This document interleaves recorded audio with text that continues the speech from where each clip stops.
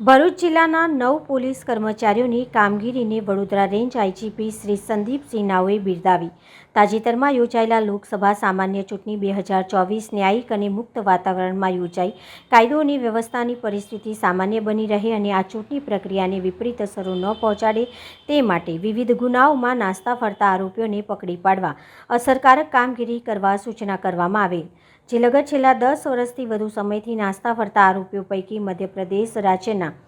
3, ઉત્તર પ્રદેશ રાજ્યના 3, મહારાષ્ટ્રના 2, હરિયાણાના 1, સુરતનો 1 અને છોટાઉદેપુર 1 મળીને કુલ 11 આરોપીઓને પકડી પાડવાની ઉત્કૃષ્ટ પ્રશંસનીય કામગીરી કરનાર વડોદરા રેન્જના